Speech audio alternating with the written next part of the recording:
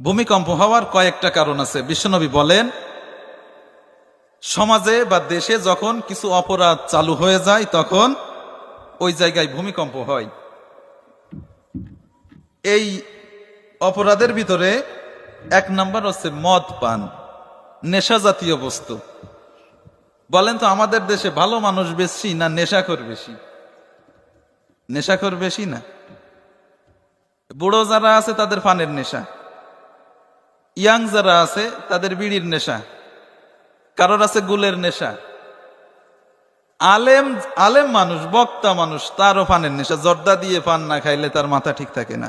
তাহলে এইরকম নেশাখোর। আল্লাহ পাক বলতেছেন যে সমাজে নেশা বেড়ে যাবে, মদ পান বেড়ে যাবে, ওই জায়গায় ভূমিকম্প হবে। দ্বিতীয় নাম্বার হচ্ছে জিনা যখন বেড়ে যাবে। বলেন তো আমাদের সমাজে জিনা বেশি নাকি? জিনা বেশি।